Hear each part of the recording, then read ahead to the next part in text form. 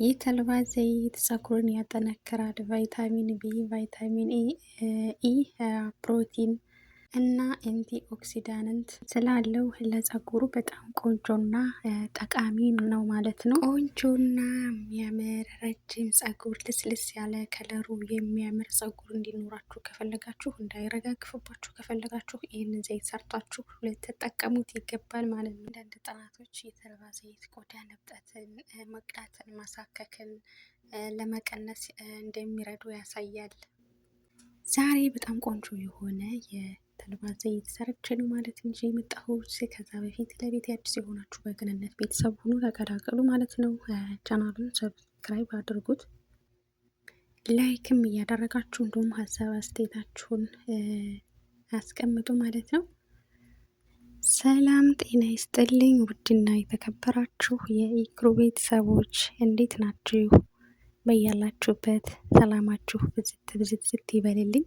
ዛሬ ደግሞ በአዲስ ቪዲዮ ተመልሼ መጥቻለሁ ማለት ነው። ውድ የሀገሬ ልጆች ዛሬ ይዤላችሁ የመጣሁት በቤት ውስጥ የተልባ ዘይት ለፀጉራችን እንዴት አድርገን ማዘጋጀት እንችላለን የሚለውን ነው። እንደምታዩት እኔ ተልባ እዚህ ጋር አዘጋጅቻለሁኝ። እናንተ የምትፈልጉትን ያክል በጣም ብዙ ከፈለጋችሁ በርከት ማድረግ ትችላላችሁ። እኔ ግን 2 ማንኪያ የሚሆን አዘጋጅቻለሁ ማለት ነው። በነገራችን ላይ እንደው ሀገራችን ውድ ነው ብዬ አስባለሁኝ። እዚህ ሀገር ግን ያን ያክል ውድ አይደለም፣ ርካሽ ነው ብዬ ነው ያሰብኩት። ምክንያቱም ሀገራችን ሁሉ ነገር ውድ ነው እና እንደምታዩት እዚህ ጋር ያው አዘጋጅቻለሁኝ። በደንብ ልቀሙት። ምናልባት አፈር ሊኖረው ይችላል። ለፀጉር በጣም ቆንጆ ነው ተልባ። እንደሚታወቀው ለፀጉር ብቻ ሳይሆን ለምግብነትም ያው እየታወቀ እየተመሰከረለት ነው በሳይንሱም። እናቶቻችን እንኳን ወልደው ማለት ነው ወልደው ቶሎ ብሎ እሱ ነው የሚሰራላቸው። ምክንያቱም ፍቱ መድኃኒት፣ ፍቱ ለሰው ልጅ ጠቃሚ ቆንጆ ምግብ ስለሆነ ማለት ነው። ለምግብነትም ሳይሆን ለፀጉርም በጣም ቆንጆና የሚያምር ፀጉር፣ ዙማ የሆነ ፀጉር እንዲኖረን ይረዳናል ማለት ነው። እንደምታዩት እኔ እዚጋ ጥቁር አዝሙድ አዘጋጀሁኝ የተወሰነ 2 ማንኪያ ተልባ አዘጋጀሁኝ። ለውዝ ደግሞ 3-4 ፍሬ፣ ከዚህ የሚበልጥ አይመስለኝም። እሱን አዘጋጀሁኝ፣ በአንድ ፈጨሁት። እናንተ ተፈልጋችሁ ጥቁር አዝሙዱን ቆላ ቆላ አድርጉት ማለት ነው። ካልፈለጋችሁትም ደግሞ ችግር የለውም፣ ዱሃ አድርጉት። እንዲሁም ለውዙን ደግሞ እንደዛው እና 3ቱን በአንድ አድርጌ ፈጨሁኝ ማለት ነው። በነገራችን ላይ 2 ማንኪያ ሳረግ መጀመሪያ ትንሽ ነበረ ፍሬው ማለት ነው፣ ግን ስፈጨው ብርክት አለ ማለት ነው። ማሻአላ በጣም አሪፍ ነው። ሲፈጩት ይበዛል ልላቸው ፈልጌ ነው። እና እንግዲህ እናንተ ትንሽ ዘይት ከሆነ የምትሰሩት በርከት አነስ ማድረግ ትችላላችሁ። በርካታ መስራት ከፈለጋችሁ ደግሞ ተልባውን በርከት ማድረግ ትችላላችሁ ማለት ነው። እንደምታዩት እኔ 2 ማንኪያ ነበር እንትን ያልኩት፣ ግን እንደምታዩት ብዙ ሆኗል። በጣም አሪፍ ነው። በምፈልገው መልኩ ነው የሆነልኝ። ከዛን እንደዚህ ክዳን ያለው እቃ ፈልጋችሁ እዚህ ንጹህ እቃ ውስጥ ዱቄቱን ካስገባችሁ በኋላ ቀጥታ ዘይቱን ትጨምራላችሁ ማለት ነው። በጣም አሪፍ ነው። በጣም ቆንጆ ነው። እውነት ለመናገር ሞክሬዋለሁኝ። በጣም አሪፍ ለደረቅ ፀጉር፣ ይሄ ፍሪዝ የሚያጫውታቸው ፀጉሮችን በጣም ቆንጆ ነው የሚያደርገው። በጣም ነው የሚያለሰልሰው። አሪፍ ነው የሚያደርገው። እድገትንም ይሰጣል፣ እንዳይረጋገፍም ይረዳል ማለት ነው። እንደምታዩት ዱቄቱን አስገባሁ፣ ዘይቱን ጨመርኩኝ። ከዛን አማሰልኩት፣ በንጹህ ማንኪያ አማሰልኩት በደንብ። እንዴት አባቱ ሽታው እንዴት እንደሚያውድ! እንደውም እኔ ጥሬውን ተልባ ለጨጓራ ጥሩ ነው ብለውኝ ፈጭቼ በውሃ በጥብጬ ለጠጣው ብዬ በጣም አስቸግሮ የነበረ ሽታው ኩፍንን ያለ ነው እና በጣም ሲያስቸግረኝ ስለነበረ ሽታው ዱቄቱን ትቼ ፍሬውን ነበረ ሙቅ ውሃ እየበጠበጥኩኝ የምጠጣው። ያው ትልቅ ፍቱ መድኃኒት እንደሆነ እሱንም ለጨጓራዬን አድኖኛል። ዛሬ ደግሞ እንግዲህ በዱቄቱ በዘይት መልክ መጥቻለሁ። እንደምታዩት በጠበጥኩት። ይሄንን አሁን እንደዛ አድርጋችሁ ለ3 ቀን ወይም ለ1 ቀን እንደዚህ 3 ቀን እንኳን አታድርሱት። 1 ቀን ወይም 2 ቀን በጣም ሙቅ ያልሆነ ቦታ ላይ ማለት ነው። በቃ ሙቅም ቀዝቃዛም ያልሆነ ደስ የሚል ቦታ የለም። እዛ ቦታ ላይ ለአንድ ቀን ወይም ለሁለት ቀን አሳድራችሁት ጥልል ብሎ ቆንጆ ከለር የተልባውን እንትን ብሎት ተልባው ውስጥ ተዘፍዝፎ ስለሆነ ውሎ ያደረው በጣም ከለሩ ተቀይሮ ነው ማለት ነው የምታገኙት እናንተ። እዚህ ጋር እኔ አሁን ያው ገና ወዲያው ሰርቸው ነው ገና ውሎ አላደረም። ግን ውሎ ሲያደር የሚያምር ከለር ይዞ ነው ማለት ነው የሚመጣው። እና ከፈለጋችሁትን ፍሪጅ ማድረግ ትችላላችሁ፣ አሊያም ደግሞ ውጭ ማኖር ትችላላችሁ። ችግር የለውም። እኔ እዚህ ጋር ጨርቅ አዘጋጅቻለሁኝ። ንጹህ ጨርቅ ነው። እናንተ ከፈለጋችሁ በማጥለያ ብቻ ማድረግ ትችላላችሁ። ግን እንደዚህ ጨርቅም አድርጋችሁ በጨርቁ ብታጠሉትም ንጹህ ጨርቅ ፈልጋችሁ ጨርቅ ብትጨምሩበት አሪፍ ነው። ምክንያቱም የተልባው ጥላሊው ፀጉራችሁ ላይ ተገባ ምናልባት ያደክማችኋል። ንጹህ ዘይት ብቻ ተንቆርቁራ እንድትወርድላችሁ ግን በደንብ አድርጋችሁ የሚያጠልላችሁ ነገር መፈለግ አለባችሁ ማለት ነው። ማጥለሊያ ብቻ በቂ አይደለም። እንደዚህ አይነት የደርበድር ጨርቆች ንጹህ የሆኑ ፎጣ ሳሳ ላይ ያለ በጣም ክብድ ያላለ ዘይቱን ቶሎ ለማውረድ የሚረዳ እንደዚህ ማዘጋጀት ይኖርባችኋል ማለት ነው። ዘይቴ እንዳይፈስብኝ ደግሞ እንደዚህ ምንድን ነው የሚባለው የሀገራችን እንደዛ ነገሮች አዘጋጅቻለሁ። ማጥለሊያን እዛ አዘጋጅቻለሁ። ሳስበው እዛ ጋር አልተመቸኝም። ለብቻ እዚህ ሳህን አመጣሁ ማለት ነው። ማጥለሊያን አስቀመጥኩኝ። ከዛ እዚህ ጋር ነጮቹ ጨርቆችን ስስ ስለነበሩ ወደ 4-5 አደራርቤ እንደዚህ አድርጌ ይኸው በማጥለል ላይ እገኛለሁ ማለት ነው። እናንተ ግን እኔ በጣም ስስ ስለሆነ ነው ያደራረብኩት።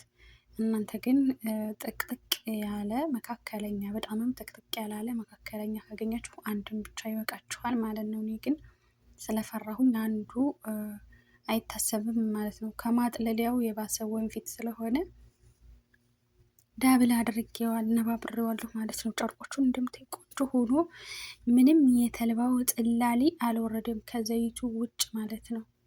እውነት ለመናገር በጣም ቆንጆ የሆነ እንትን የሰራሁት እና ደግሞ አይታችሁት ከሆነ ዘይቱን መጀመሪያ ከተልባው ዱቄት ስጨምረው ዘይቱ እንደዚህ አልነበረም ከለሩ ማለት ነው።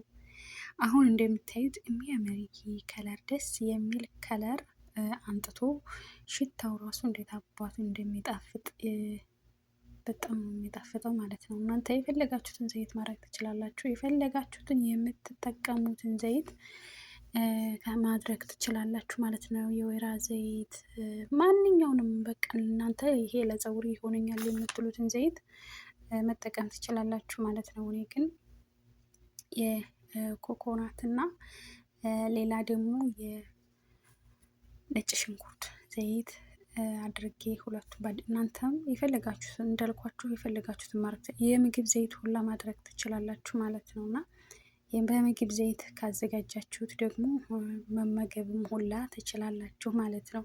በምግብ ዘይት ወይም ደግሞ በወይራ ዘይት ካዘጋጃችሁት ይሄን ተልባ ውህድ ለምግብነትም መጠቀም ትችላላችሁ። ለፀጉሩ ብቻ አይደለም ማለት ነው ጥቅሙ።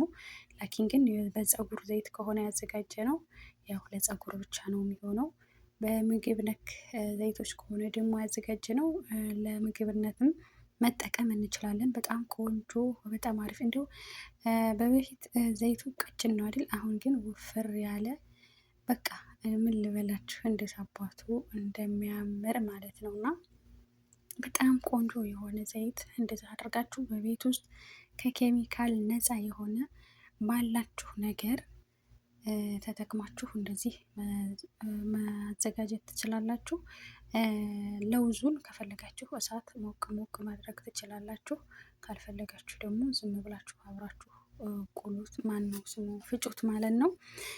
በጣም ላይደቅላችሁ ይችላል ለውዙ፣ ግን ችግር የለውም አብራችሁ ተልባው ጋር ዘፍዝፉት ማለት ነው። እዛ አስፈላጊውን ዘይት ወደ ዘይታችን አስፈላጊው ቅባት ወደ ዘይታችን ጋር የሱም ይቀርልናል ማለት ነው። በጣም ቆንጆ ነው። ለውዝም ያው የታወቀ ነው። የለውዝ ጥቅሞች ብዙ ጥቅሞች አሉት። ሰው እንደምታዩት በዚህ መልኩ የፀጉር ዘይቴን አዘጋጅቻለሁኝ። በጣም በሚገርም ሁኔታ ውፍር ብሎ ሁሉ ነው እንትን የጠለለልኝ ማለት ነው። ሲጠል ምንም አይነት የተልባው ገፈታ አልወረድም ወደታች ማለት ነው። ላኪን ግን የተልባው ዘይት በደንብ እንደሰራልኝ እና በደንብ ወደ ዘይቴ ጋር እንደወረደልኝ ተረድቻለሁኝ። ዘይቱ ቅጥን ያለ ነበረ መጀመሪያ፣ አሁን ግን እንደምታዩት ውፍር ብሎ ልድ ያለ ዘይት ሆኖልኛል። ያ ማለት የተልባው ዘይት በሚገባ ወርዶ ሰርቶልኛል ማለት ነው።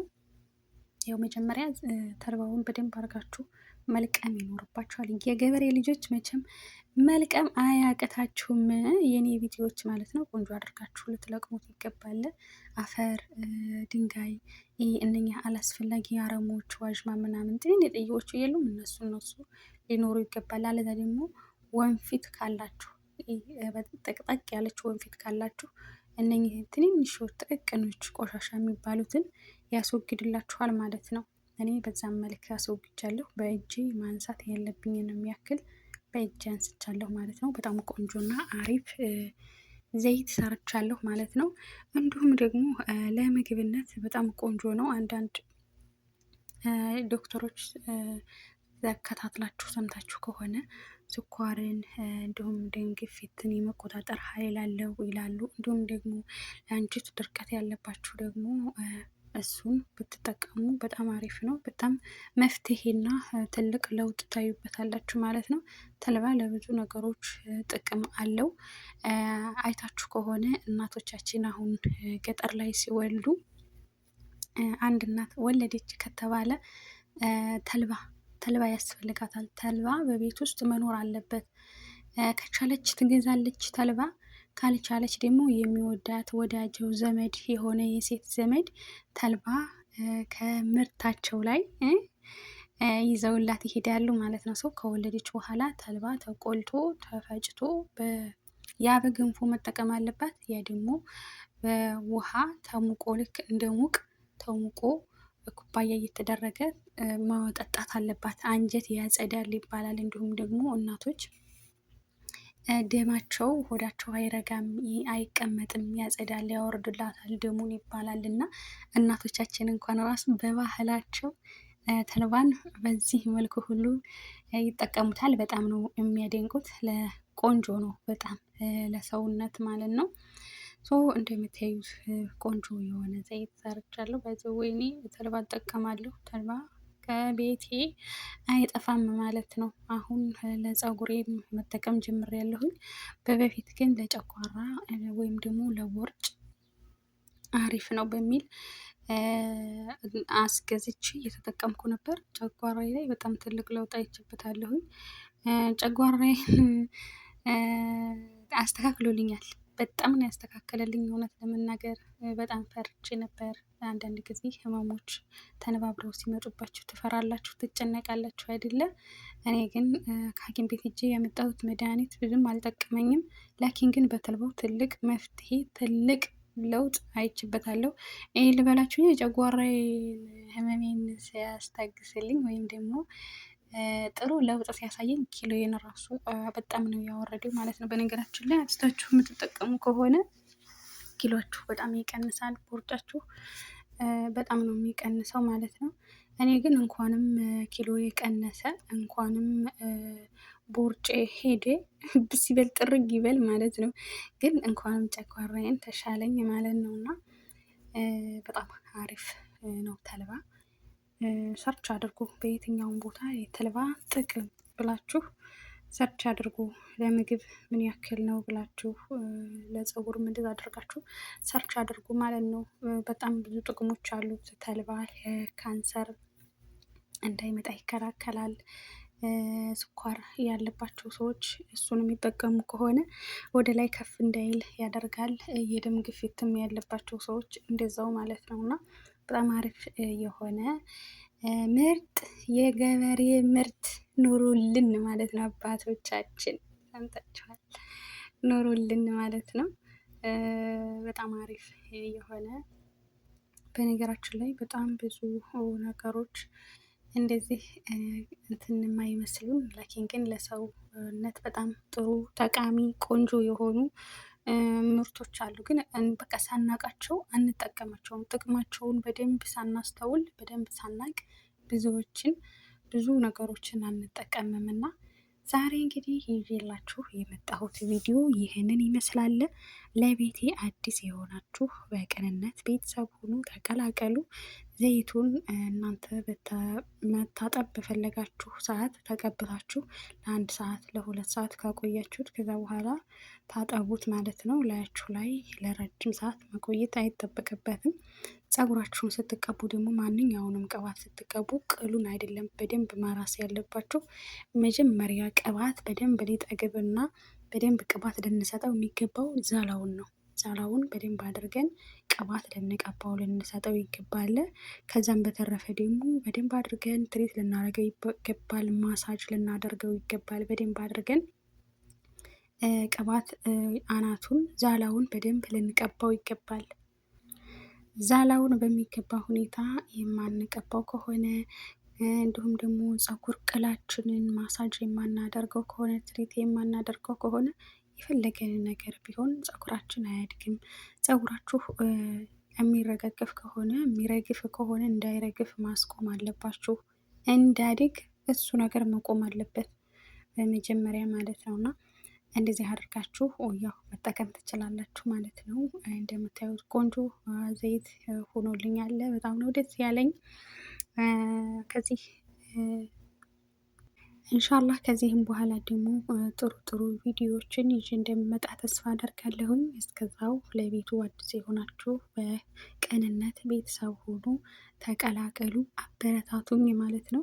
ሀሳብ አስተያየታችሁንም ደግሞ አስቀምጡልኝ። ኮሜንታችሁን እከታተላለሁ፣ ኮሜንታችሁን አነባለሁኝ በሚገባ እና ለፀጉራችሁ የሚስማማችሁን ቅባት መምረጥ አለባችሁ። አንድ ጊዜ አንድ ቅባት ገዝታችሁ ውይ ይሄ አይስማማኝም ወይም ደግሞ አንድ ቅባት ላይ ብቻ ችክ ብለን እዛ ቅባት ላይ ብቻ ችክ ብለን መቆየት የለብንም። ፀጉራችንን የሚስማማውን ነገር ማወቅ አለብን። በነገራችን ላይ 1 2 ጊዜ 3 ጊዜ የተቀባነው ቅባት መጥፎም ከሆነ ጥሩም ከሆነ ፀጉራችን ይነግረናል። አንደኛ ከለሩ ይነግረናል። ሁለተኛ ደግሞ የማይስማማው ከሆነ እኔ ለምሳሌ አሁን የወይራ ዘይት ብቻውን አይስማማኝም። ደረቅ ነው የሚያደርገው። በቃ እንዲህ ነው እንደ ጭፍርግ የሚቆመው ማለት ነው። እንዲሁም ደግሞ ሌላ ደግሞ አሁን ሴቱ ሂና ይላል። ሂና ለፀጉር ቆንጆ ነው፣ በጣም ዞማ ያደርገዋል፣ ፀጉሬ በጣም ነው የሚያምረው ከለሩ ይላል። እኔ ሂና አይመቸኝም ማለት ነው። ሂናም የወይራ ዘይትም ብቻውን አይመቸኝም። የወይራ ዘይት ከሌሎች ዘይቶች ጋር ጨምሬ በጣም ቆንጆ ያደርገዋል። ላኪን ግን ብቻውን አይስማማኝም። እና እንደዚህ የፀጉራችሁ የሚፈልገውን ነገር ማስተዋል አለባችሁ። በቃ በደንብ አድርጋችሁ ትኩረት አድርገን የሚስማማውን ነገር ማወቅ አለብን። የማይስማማውን ነገር ደግሞ ማቆም አለብን።